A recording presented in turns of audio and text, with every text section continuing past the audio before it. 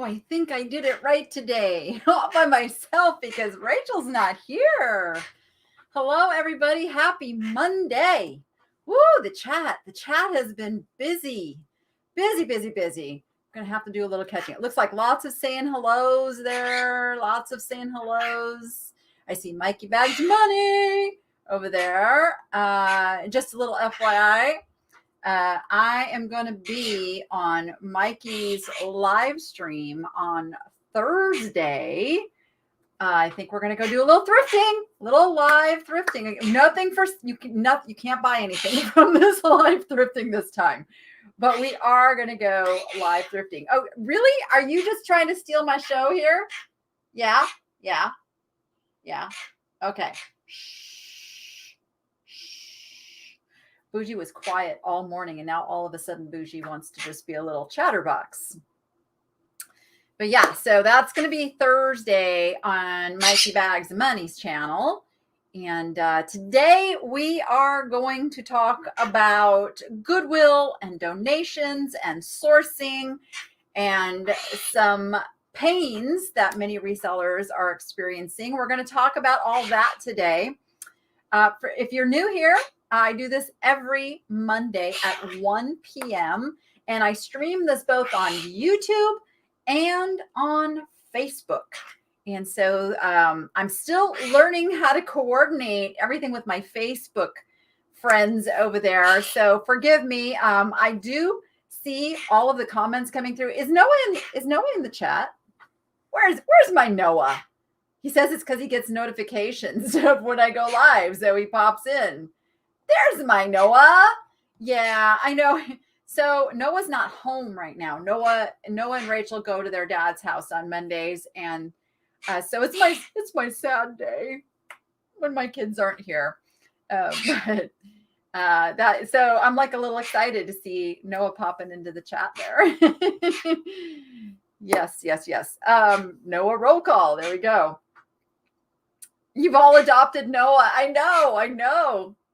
He's amazing. He's an amazing kid. Rachel's an amazing kid too. She just doesn't like to be on camera. Maybe we'll change that one day, but they both, I could not ask for better kids. Couldn't ask for better kids. Couldn't do it.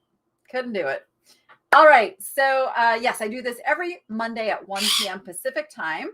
And I'm also live on Fridays at 1 p.m. Pacific time where we do an actual live sale. So today is we pick a topic and we talk about something to do with this reselling world that we live in. How come I don't have a name under my name? I just realized I don't have a name under my name. How come StreamYard didn't give me my name? That's very interesting. Well, you know what? At least I can have a logo. Look at that. Oh, I can push buttons. We're not going to worry about it today. Just notice that. Just notice that. Okay. Here are all the aunties. So you probably, if you've watched my last couple of videos, you've seen the shelves are a little bare. There are some stores where it's always kind of been that way. And I know going in that I'm probably going to have to work really hard to get a full video's worth of stuff. But now even my good stores, even the stores I normally find more than enough treasures for resale, are running a little slim. And we've got some theories around that. And as soon as I can figure out why this hair is just sticking straight up in the air, I'll be much happier. There we go. Like, I'm not a hairspray gel. Like, I don't do any of that stuff. So what you see is what you get with me. Uh-oh, I heard a ping, and I hope that's not one of my moderators trying to tell me something. Well, let me just double check and make sure. Let me see what's going on. Okay. So where was I? No, the dry air. Yeah, the dry air. And it's really weird because the heater's still coming on at night, and then the AC's coming on in the daytime. to keep the house balanced. So it's a really wacky kind of a thing. We're getting to the point where we can leave the doors open a little bit during the day, which is nice, but it's all weird. This is like our crazy Vegas weather, but we will enjoy like the next couple of months are going to be spectacular. And then it gets hot. And then it's hot all the way through like September. And then it gets spectacular again. And then it gets cold. So that's how we roll. That's how we roll. So let's talk about this. Let's talk, because I've been reading all the comments coming in on those videos. And I've kind of been, I watch some other channels and things and see what's going on in their Goodwills as well. And so there, I have a couple of theories. Now, a lot of you are pointing to corporate greed and saying you just don't like Goodwill anymore. And there's been a lot of exposure over the last couple years about the structure of Goodwill, about the salary of their CEO and other executives. And what you have to remember with, let me kind of back it up. So a lot of people say Goodwill's not a nonprofit. They are. Being a nonprofit is a tax status. There is a certain process you have to go through and get approval from the IRS so that you're not paying taxes on the profits of that business. So that is what nonprofit stands for. What it does not mean is that a business that runs as a nonprofit doesn't see profits. So those profits, though, that a nonprofit gets is meant to go back into the mission of that nonprofit. So for instance, the Niche Foundation, which we don't have our 501c3 status yet. We just have our Nevada state status, but we don't have income taxes in Nevada anyway. So there is no state income taxes to even worry about. So we just have like the status here. But it's the federal 501c3 status that keeps us from having to pay taxes on the profits of that nonprofit. And it's quite a process to get approved for a nonprofit. We've been kind of stuck in limbo land for a little bit. Right now, it's just it's my fault right now. I have to rework some documents and resubmit them. So it's totally on me right now to get that done. But I digress. The point is that when you get that status, you still run your business like any other business. You keep track of your income, your expenses, and the difference between those two. The big difference for a 501c3 nonprofit is you don't pay taxes on that difference. And that is supposed to go into supporting your mission. So in the case of the Niche Foundation, the mission is to help disadvantaged women build their own online businesses. And so that money, those profits will go into supplying these women with whatever hardware they need, computers, monitors. Some of them may not even have a phone with camera capabilities to take those pictures. So we make sure they have the scales and the pack, whatever they need to be able to get their business operational. That's where our profits will go back into to support that mission. So in Goodwill's case, their mission is to, and I don't know, I don't have it memorized, but it has to do with providing job training and providing jobs for the disabled and all of that. And so they take that money and they pay their rent, their utilities, their insurance, their payroll. That's where that money goes back into because they have no cost of goods. They also have trucks at the donation centers. They have tons of expenses that money has to go back into, which is fine. We all get that.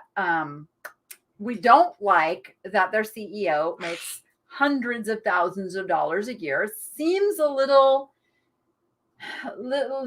diametrically opposed to, helping more people. But To run a business of that magnitude, you can't just take anybody off the street. You have to attract someone with the skill set to be able to run a mega corporation.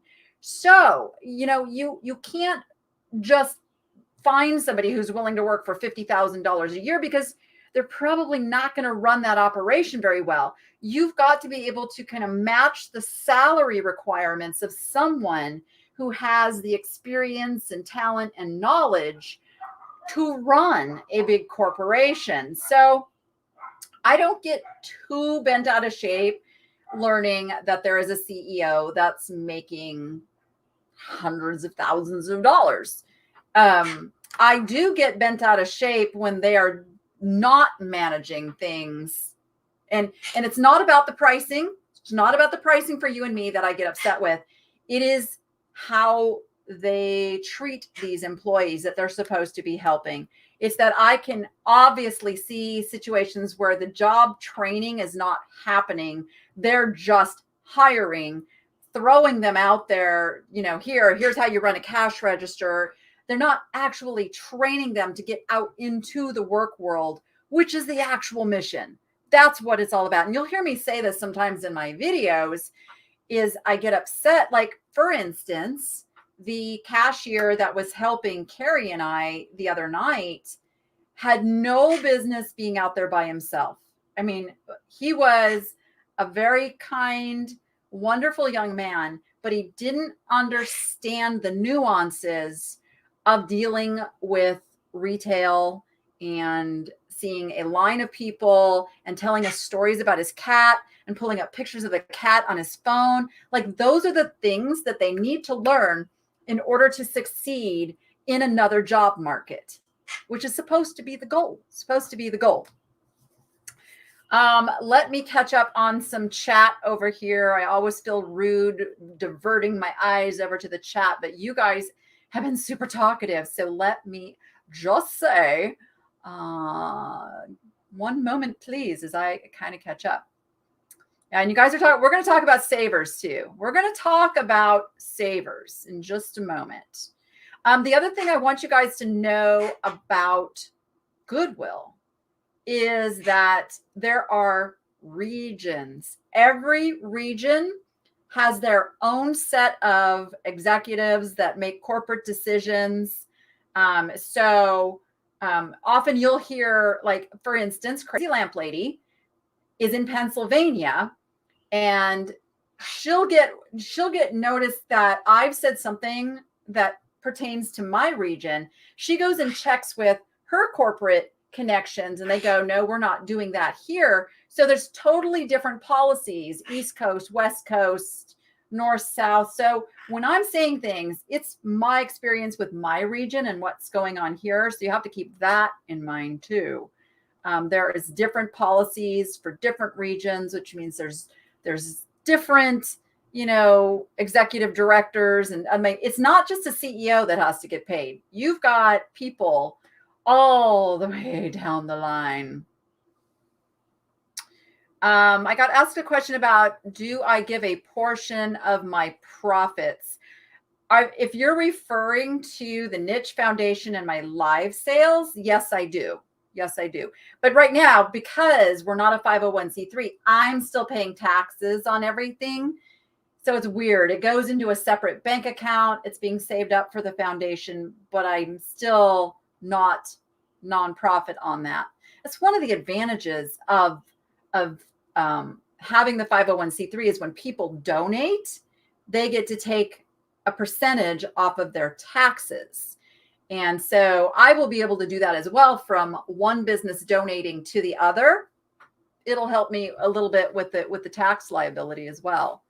It's not why I'm doing it though, because it's really like a lot of complicated paperwork. So the manager at your Goodwill blamed corporate for their new eBay-based prices and some other silly things they changed to. I still wonder if some of it happens at store level. That's interesting. So you're getting kind of some confirmation that Goodwill is kind of like and this is the problem, I think, with big corporations and the levels that you have running that corporation is there's people up at the top who sit around a table and discuss things that aren't on the front lines. They're not talking to customers. They're not really keeping their finger on the pulse of what's going on out there. And then they make these decisions that look good on paper. And then eBay does this all the time. You guys know eBay does this all the time. Every corporation does this because you've got the boardroom guys who go, yay. Oh, hey, Misty, I see you out there. Vintage and Vino, I see you. Also, so you can see how far behind I am in the chat. And I see a question from Vintage and Vino I want to answer. So you've got the corporate, mucky muck sitting around going, hey, you know what? They're getting these prices on eBay. Let's tell the stores they need to up their pricing. Let's have them look this stuff up. And what they are failing to take into consideration is the eBay customer is not their customer. They are losing focus on who their customer is. It is low to middle class families looking for a bargain. And it is also a huge portion of resellers. And Rebecca, the manager over at Dog Junkies, told me the percentage of people that she knows about that shop in her store that are resellers, I think she said is like 20 to 25%. That's a big percentage for a small store. So you can imagine it is at least that much for Goodwill. At least I would venture to say it's probably more because of the nature of Goodwill. I would say it could be 50% or more of their shoppers are resellers. And so you have to know that in your pricing. And here's my hope. I don't want to lose this question, but I also want to see what you guys are saying. I'm like stuck. Let me just answer this question real quick so that they can finish that. This inflation is causing us to pay more. How do we all agree to raise our prices? I super want to address that. So I'm going to leave that up there for a moment while I finish off my other thing, because we are definitely going to address that. So let me come down. And if I've missed your comment or question, guys, I apologize. They are moving fast.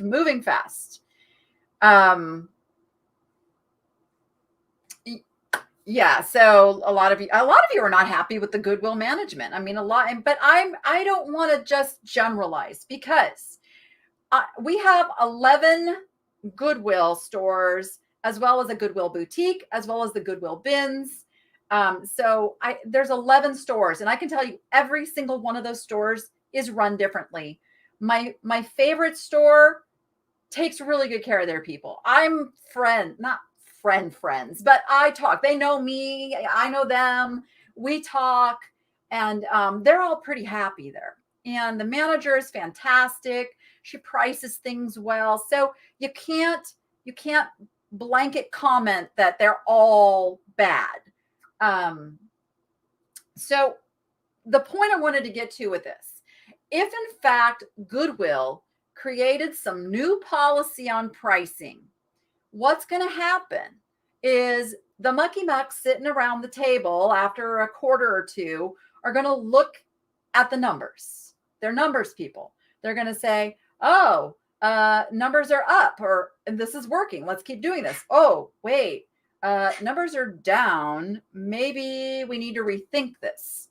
So the best thing that can happen to us is if numbers are down for them and they go, yeah, maybe this wasn't such a great idea.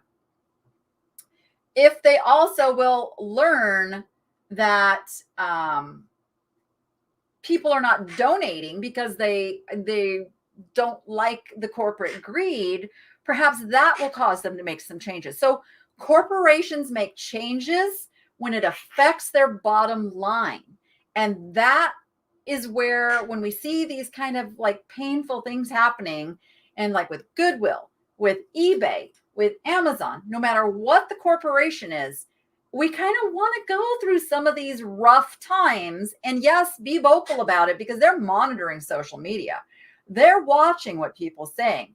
They're watching how people are feeling. Now, whether or not that causes them to make a change in and of itself, Probably not. But if they look at their numbers and then they also look at what people are saying, it gives them an opportunity to correct it and fix what's going on there. Okay, let me see. What did I just saw? Hold on. I'm going to answer this. Where did it go? Where did it go? Oh my goodness. Okay, I saw that. I'm gonna come back and answer this one too. Okay, so inflation. How do we all agree to raise our prices? So this has nothing to do with inflation for me. This simply has to do with paying attention to the fact that eBay is working to get more sales. They do not know what the item is actually worth. eBay does not sit there and go, hey, we should tell everybody to sell, this cell phone for $200 because that's what it consistently sold for. No, we see people pricing it cheaper and cheaper and cheaper. So we need to tell people to keep pricing it cheaper to make sure it keeps selling. And what we, and I say we collectively, as anybody who has a voice, as an influencer out there, I would hope that you're telling people to stop taking eBay's pricing suggestions. Because as quickly as you can see those prices go down, down, down on popular items, because eBay's saying price it cheaper, or even in people's minds are going, you know what, they priced it at that. If I want mine to sell, I got to price it cheaper. If everybody started raising their prices, raise it, go a penny over the other guy. It's not going to make or break your selling.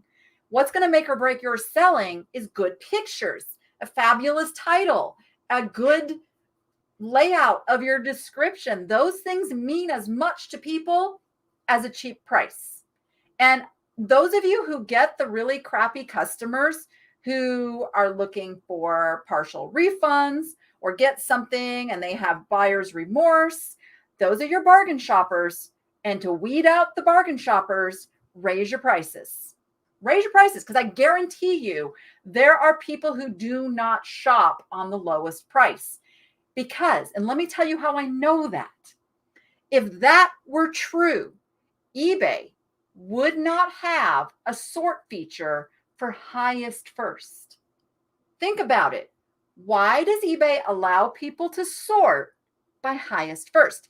eBay doesn't have anything that isn't good for their bottom line. That means you want to go after those customers who don't want the cheapest one. And eventually what you'll see is more and more and more sellers do this. You see those prices going up. And then even the suggested eBay prices are going to go up, because that's all just data. That's all just based on sales history. So we have the power to change that. We absolutely have the power to do that. And people need to understand there is no shame in pricing your things higher. There's no shame in increasing prices when everything else is going up as well. All of our bills are going up. That is how inflation works. And there is no shame in having to play your part in it as well. I mean, I get it. Okay, it goes back to that little sign that I saw in yesterday's video. You can't make everyone happy. You are not a taco. Just hold that dear.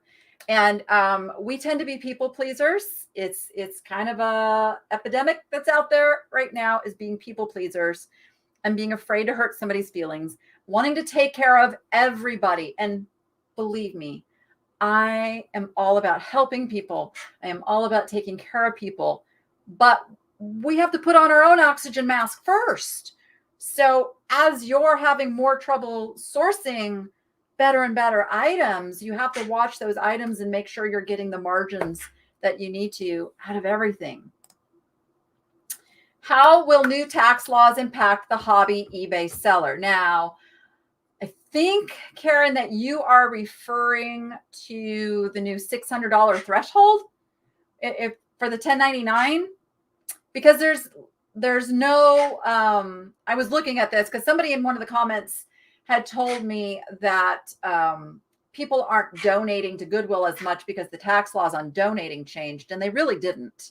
If anything, they made it a higher percentage as far as it used to be, it was $300 per tax return. And now they made it $300 per person on that tax return.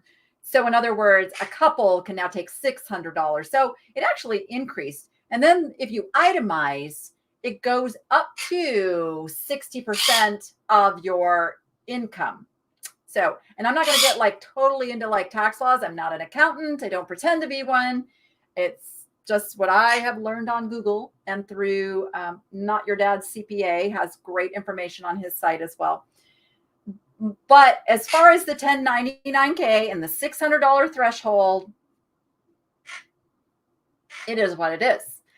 Technically, everybody should have been claiming that income before. Now what's going to happen is you're going to get an actual 1099K document, and you're going to be turning that into the IRS. The companies are going to be turning it into the IRS. Trust me, though. Trust me on this. eBay was already once they got managed payments, they were reporting how much money they paid out, even if it was $100, $200, because that's a write-off for them on their expenses and stuff. And again, I'm not an accounting major stretch, but IRS already knew you guys were selling that stuff and not reporting it. I'm just saying, okay? So what I think is going to happen is we will lose some of those hobby resellers. And I'm sorry, but I'm okay with that, because this is a business. Whether you make $100 or $100,000, you're still reflecting on everybody out there who is making a living on this. So it's just as important for a hobby seller to be a professional, upstanding seller and do the right things as it is for a big business, because it reflects on all of our reputations on the site. So I hope I answered your question on that. Like, even you can hear it. Like, I don't want to upset anyone. I don't want to offend anyone, but I want to give you the real cold, hard facts, because that's how I feel I can help the majority, is not to just tell you what you want to hear, but tell you what you need to hear if you want to make this a legitimate business and make money off it. Okay, I'm going to have to skip ahead to just even see if you guys have said anything. Yeah, you guys are still talking about Goodwill employees are underpaid, harassed by management. I don't know about the harassed by management. Again, every store has their own managers, and every manager has their own managing style. So we can't blanket coat them all, because I know there are some good Goodwill managers out there who treat their employees fairly, and they don't come up with the pricing, the pay. Goodwill comes up with the pay for those employees. Google thinks that I'm talking to it. No, Google, I'm not talking to you right now.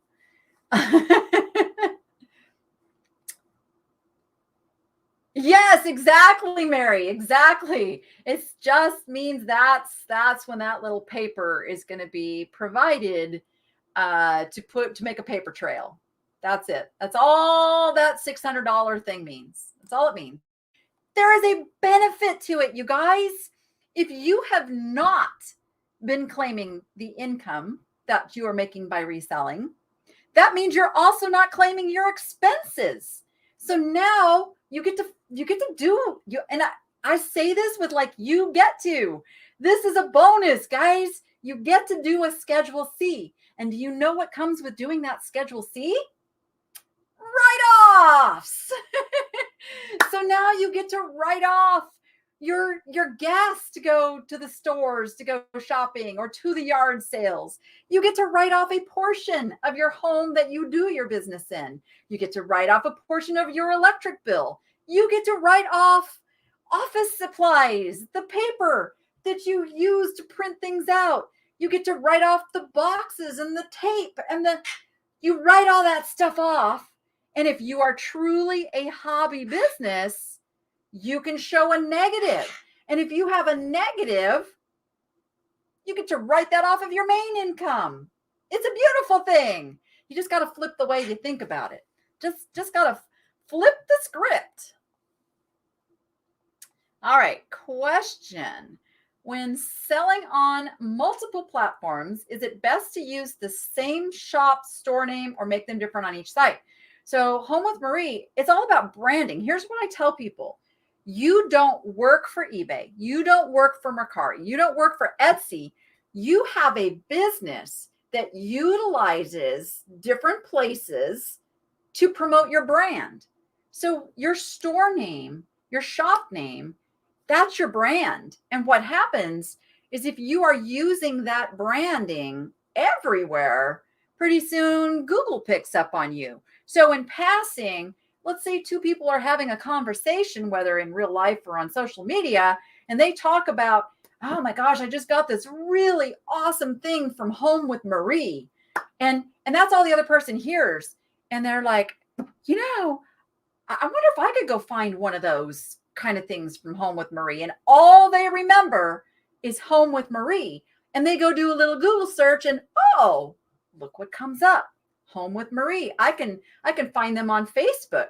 I can find them on eBay. Oh, look, I can find them on Etsy. So that's why I think branding is super duper important, super duper important.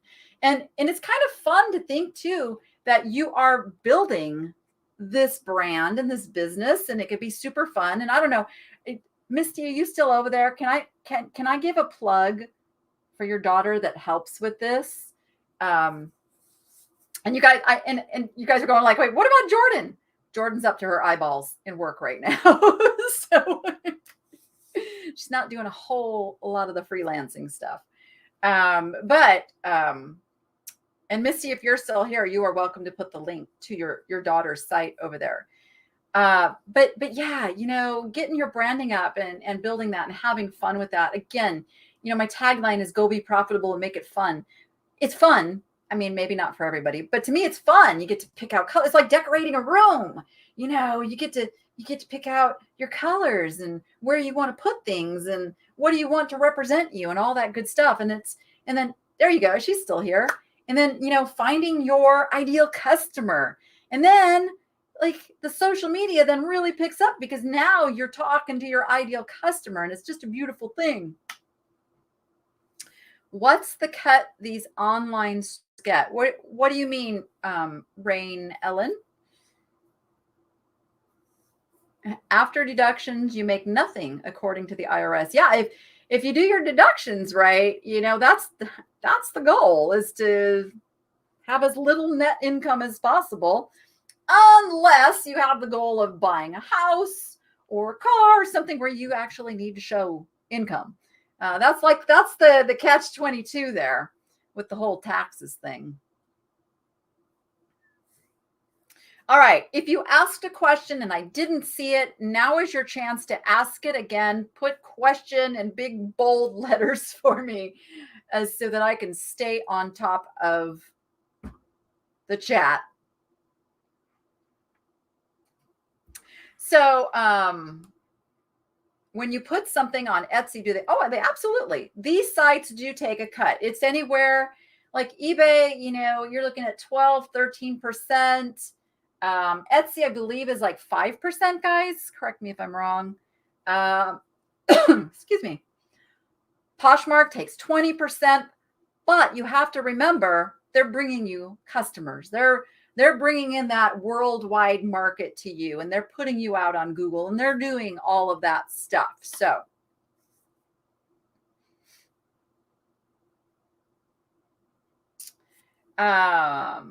the best place to address this is with the IRS, hobbyists, businesses, and just a person selling what they don't want, all different scenarios. Yeah. I get that, Johanna. But it's also, if you truly are a hobby business, then you're a hobby business. The thing is, what they want to see is somebody still saying 5 years from now on their returns that they're still just a business.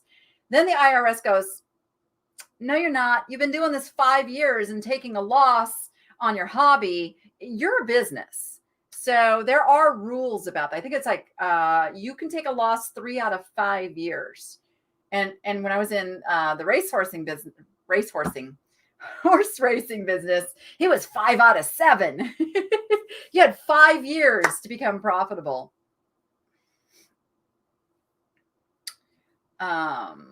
Let's see. I'm like, I truly just want to downsize my 40-year collections. What suggestions do you have for that? That's a good question, Aunt B. So sell it online. And again, I am not a tax expert, but it depends on what's the value of that 40-year collection. You know, are we talking hundreds of dollars or thousands of dollars and all of that? So that's when it becomes a little trickier, and how long you intend to be doing it and all of that.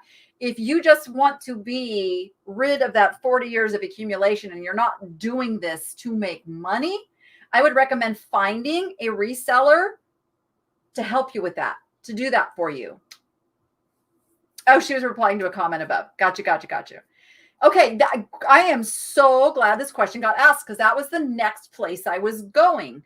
So a lot of people are telling me, oh, they're pulling all the good stuff and sending it to their online store. And I will tell you that is just not the case. That is just not the case. In fact, we're going to do a little fun here. Let me share my screen.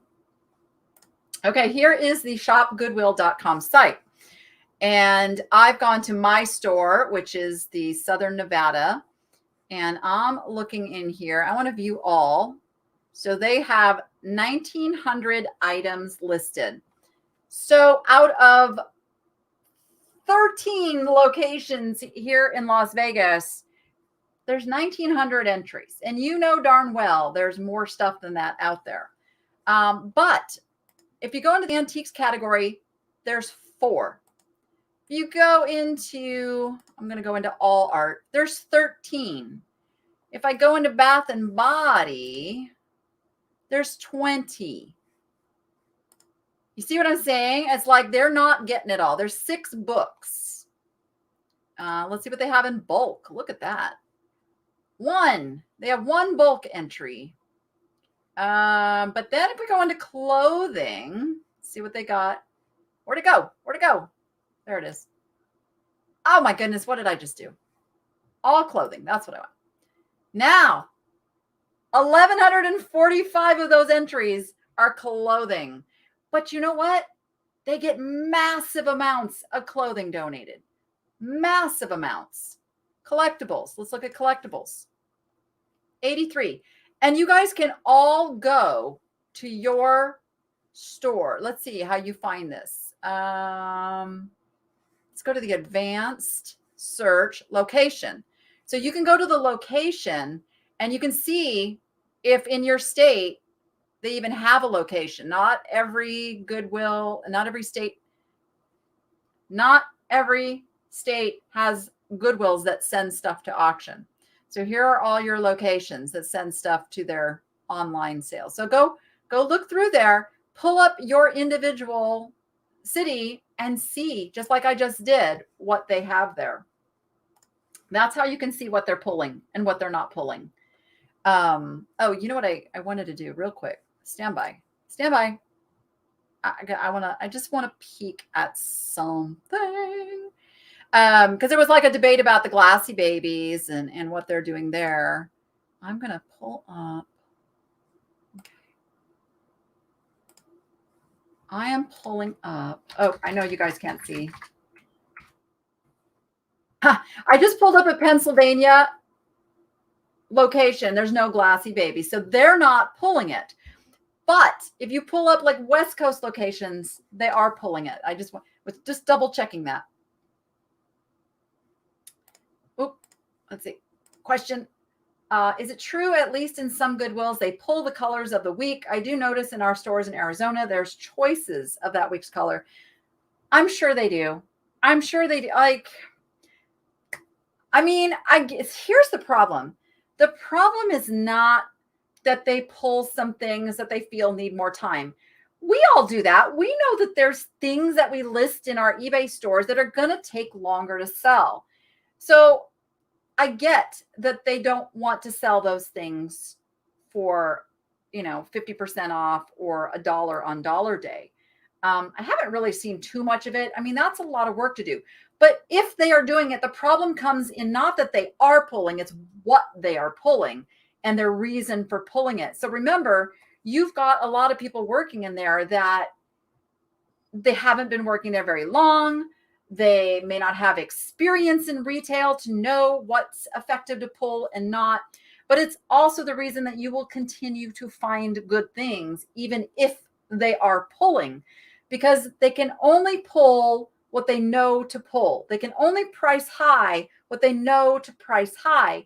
And I can tell you just from my Niche to Profit Facebook group and the questions that get asked and the confusion in researching items is that there is no way they know how to look up all this stuff.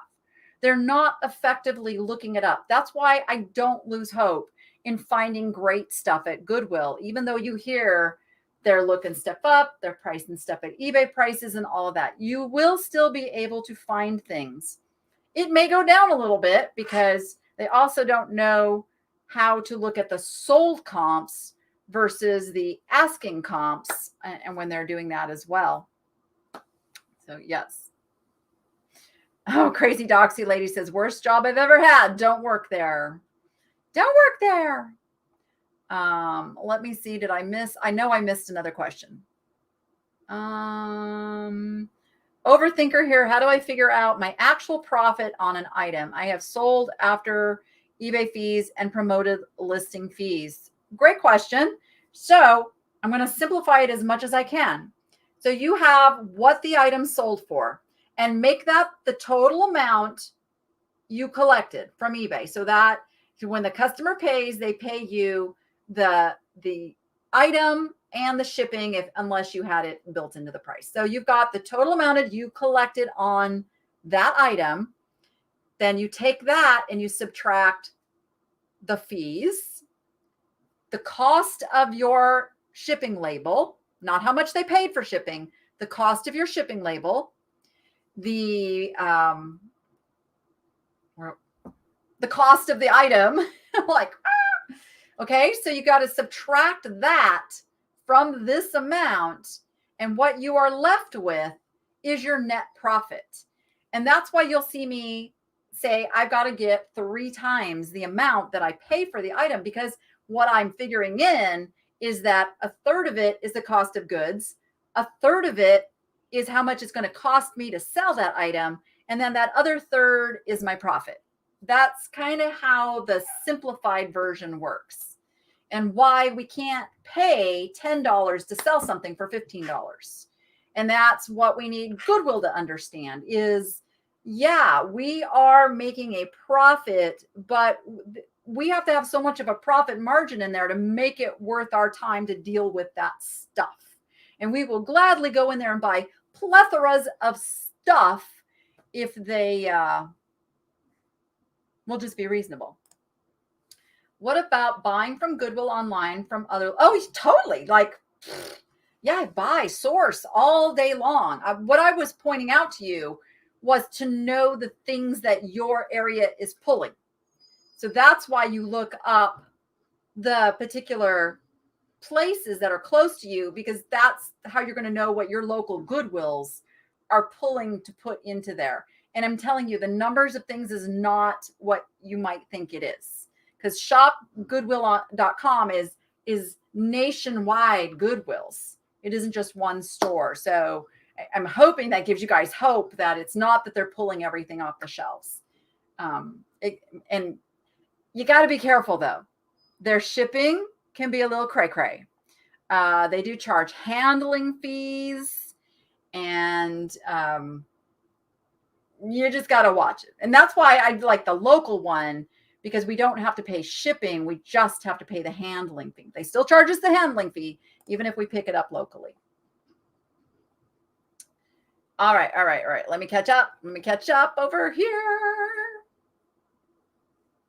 I like the name clownfish. You know, I'm a little partial to those saltwater fishies. Oh, why do you think they have music volume up so high? My store does it too. Drives me crazy, because I think there is some teaching out there. Again, the corporate mucky mucks sitting around a table go, studies have shown that if we play music during the shopping experience, psychologically, people will buy more. What they don't pass on to the stores is there's a decibel limit. And I'm pretty sure that whoever has control of the volume at certain stores is the one who decides, do I like loud music or not? Now, I know there are some people saying, oh, they do it because of the YouTubers. I don't think so. I don't think so. If they really didn't want YouTubers, they would just stop people from filming. It's happened to me at stores. There are stores here who will not let me. We have a policy in Las Vegas that says no video. Like, it's posted on the doors. You get permission from the managers at particular stores. And there are some managers that say nope, which I don't understand. I do. Actually, I do understand, because there's so much bad talk about Goodwill. I think they're being protective and having the policy in place that if they catch somebody talking poorly about them and providing bad marketing versus kind of bringing them business, then they can like say, nope, you can't film here. So, but I don't get why. I can go to California and film. I can go to Arizona and film, and they're like completely open to it. And a little clue, if any of you out there, and I know I have some YouTubers out there, here's the key when you go in and ask if you can film someplace. Don't go in and ask, hey, is it okay if I film? Is it okay if I shoot some video? You go in and you say, hey, would it be okay? Would it be okay to give you some free publicity for your store? Boom. Because now you psychologically set them up. It's like when you go to Petco and the little thing says something about, will you help a puppy in need today? And you have to really go, no. If you say, see what I'm saying? Like, the brain wants to say yes to that question. So you got to just say in a way that makes them want to say yes. Get the yes. Get the yes. Yep. Can I give you some free promotion on my YouTube channel? Or can I, however you want to phrase that, that's natural for you. That's the key. Very seldom do they say no. What happens in Vegas stays on Vegas.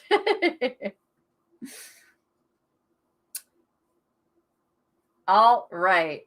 Buffering. I'm not buffering. Okay. When an item is it's going fast. When an item is listed plus shipping, does the shipping charge change once the zip code is put in? Okay. So you guys are asking some questions that are not really on topic for today.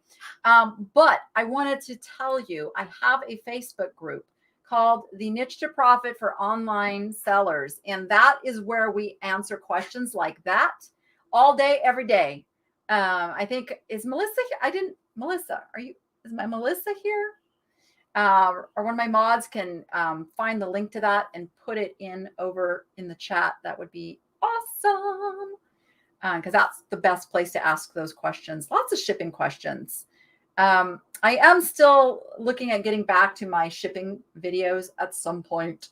But if I can just keep a solid crew of people, it's like I hire somebody, I get them trained, and they go off and do something else. So right now I got two amazing ladies working downstairs, and I just got to find one more. Yeah, you guys know. You've met Carrie, so you haven't met Dottie yet. I'll get her on camera one of these days.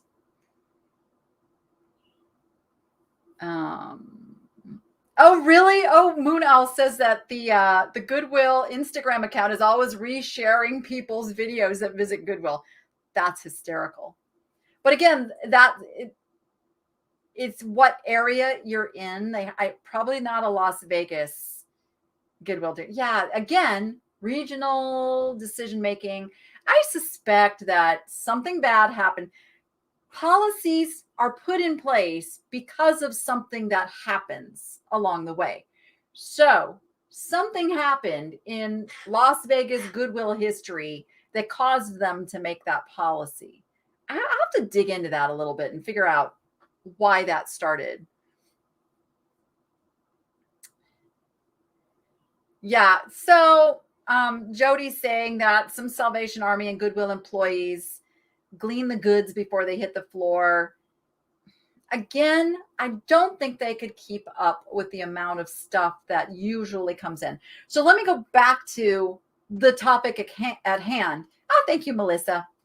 The topic at hand is I've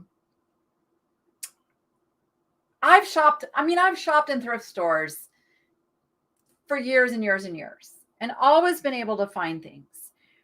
But when I started making the Thrift with Me videos back in December 2019, what I noticed is that's right when we went into 2020, the year that nobody wants to talk about. And the Goodwills, like everything, closed down for a while, which was really, really painful. And we had all of that time where, okay, there's no place to donate. There's no place to do anything. There's no place to get stuff. And everybody kind of had to like flex and change and do different things. And then everything opened up again. And they were just slammed with goods because of like that backlog of stuff. So it's like we have death piles. I figured the Goodwill donation death pile. So they had lots and lots of stuff. And stuff coming in to carry them through 2020, probably into 2021. What we then saw in 2021 was a lot of people having to leave their large homes. They'd lost jobs. They couldn't afford the things they had before. So downsizing happened. As much as I hate to say it, lots of people passed away. So there was a lot of stuff that way. And a lot of foreclosures happened. So we saw 2021 was just a mega donate to Goodwill kind of thing. So I think what we're seeing in all actuality is a leveling out. We are seeing in conjunction, it's not just one thing, it's in conjunction with other things. So we're seeing this leveling out and coming back to a normal amount of donation level, but it's crimped a little bit because we have still a shortage of employees. I can tell you it's really hard to get employees at an under $15 an hour price level. And, you know, as a small business, I simply can't pay more than that. I mean, I can't even pay 15, you guys. I want to get there. But that's super, super painful for a small business. Now, I'm not saying Goodwill is a small business, but they've got hundreds of employees. So that becomes a factor that they can't give that. I mean, we're going to see increases in prices if we're telling them they've got to pay everybody more. You see how it all works and it all balances. So you've got a shortage of people to actually deal with the stuff. And then you've also got the fact they have these donation stations all over with like the truck, the semis. And so once those semis get loaded, what has to happen? They have to drive the stuff to the stores. I suspect where they maybe used to take a partial load, they're waiting until those trucks are crammed full because of the cost of fuel. That would just be a theory of mine in that. So there's lots of things that affect things. And then again, we have like what we talked about in the beginning is people are getting a little disgusted with Goodwill. I mean, it's let's put it out there. Like there is some corporate greed going on there. Like whoever laid down that pricing thing is just a little bit not getting it, but the good thing is if they feel the pinch, if they see, hey, people aren't donating, which means we're not selling as much stuff, which is going to affect the bottom line, then they're going to sit back at their little table and go, what do we do? Oh, well, what are people saying out there? Oh, well, they're kind of saying they think we're greedy and we're pricing stuff too high. All right, well, let's blanket policy like to come in at this much lower or whatever. They'll make some policy and they'll put it out there. So, but here's what I want to leave this with. Like, no matter what happens, no matter what's going on in the world, I couldn't have said this 20 years ago because I just didn't know it would be this way. But I got these decades behind me now where I've seen some things and been in this business long enough to know that there's seasons. So if we're in a dry spell right now, the outcome of that dry spell is going to be a good season. We just got to get through it.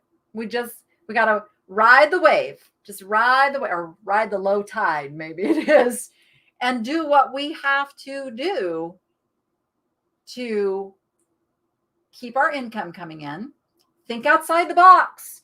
Don't get stuck in doing the same things you've always done in the same way you've always done them if it's not producing the same result, because that's your gauge. It's fine to do that if you're happy with what lands over here. But if you're not happy with what's landing over here, you got to relook at this part and rework it. And that's what my video was about yesterday is if your Goodwills or wherever you source are not resulting in either the amount of things you need or the types of things you need, then you've got to look at other places that you can make that happen. I will tell you, another thing you can do is make relationships with the people who do foreclosures. Like, I guarantee you, the people who take the banks, who take on those properties, like, they just want the property. They don't want the stuff. You find out who they're hiring to clean that stuff out. Work with the people who are cleaning out the house because you don't want everything. And they will happily sell you stuff. I guarantee it. So there's different creative ways you can go find inventory. I think storage lockers are probably going to be on the rise here too, as people can't afford to pay for them. They go up for auction, and there you go. You got that too. So just don't get stuck thinking that, I've always shopped at Goodwill and found enough stuff and now I can't. There's stuff other than good. There is so many different ways to source. So many. All right, let me see if I missed any last minute questions. I love this one. How do you protect yourself from things coming into your home you don't want? You will buy things that you end up going, why did I buy that? Why did I buy that? Donate them. Donate them back somewhere. If not Goodwill, donate them to, if you have like a little dog junkies type of thrift, those places really need your donations. Like really, like if you're in Las Vegas and you're going to donate, please consider dog junkies. Because they can really use your donations. But yeah, just, it happens. We all bring stuff home that we end up not using or not wanting, or yeah. And I hope that's what you meant by that question. So heck, I bring all kinds of stuff home that I shouldn't. Oh, let's see. You guys are talking that you donate stuff. Yep. Yeah, and you make a good point. It is yard sale, garage sale season here in Vegas. Like we are in. In fact, oh my gosh, Noah and I found so many things this past Saturday. I've got to make 2 videos out of it. And it's ridiculous how much absolutely amazing stuff we found. So be watching for those videos on Tuesday and Wednesday. Because we just we couldn't even get to all the places on my little treasure map. Like we were like, the car was full. I'm like, what do we do? But yeah, so yard sale season. And if you're not on the West Coast, I know that snow and ice is going to be melting soon. I know it. And then that's going to be your yard sale season. So hit those up, watch for those estate sales, watch for online auctions. Online auctions can be great too. That's where a lot of the estate sale companies are putting their stuff now. So watch for that. Just think outside the box. Oh, you were talking to like bugs or carpet beetle. I've never, knock on wood, never had any problems. I don't bring stuff directly into my house. Stuff goes to my garage. And I'm also like very careful in the stores inspecting. I know you can't see everything, but generally you can tell the things that were well taken care of, came from a nice place. And I'm not saying it's foolproof, but also sticking stuff into a plastic bag for a while. Here we get so hot here, it kills most stuff. Like we don't get fleas here because the heat kills them. They can't survive. So it's an awesome thing. All right, guys. Well, it is that time. It is that time for me. Oh, I just want to say this for anybody who had purchased something from the Dog Junkies Live Thrifting and you either haven't gotten an invoice or you got invoiced for something you didn't think you purchased and all of that. We are working all that out. So give us like another 24 to 36 hours. If you don't hear from us, then send an email. Because right now what's happening is a lot of people are sending emails on top of emails on top of emails to check on things. And then we're having to like sort and read and go through all of those. So just bear with us. We're almost there. We've got shipping going on like crazy today. So all the stuff that was invoiced and paid for will be out by tomorrow. So watch for your tracking notification. That's all coming. And I promise you, the next live thrifting event is going to be much better organized. We're going to have a plan. And let me just check a date. Let me just make sure. I'm going to announce who's coming on next week. I just got to double check that I got my date correct. One moment. Dum, dum, dum, dum, dum, dum. I think, oh my goodness, where is it? Where is it?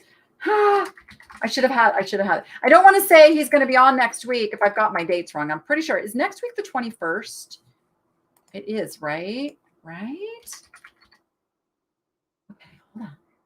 We are booked for, see, I had it wrong. It's 2 weeks from now. Oh, no, wait.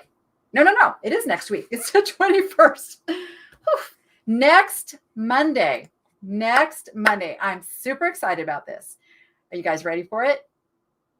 I have George, the Antique Nomad, will be my guest on the live show on Monday, March 21st. And I've got a couple of goodies that have thrown me for a loop. So hoping that we can talk about some of those. We're going to talk about treasure craft, because I don't know if you guys know that George actually wrote a book all about treasure craft.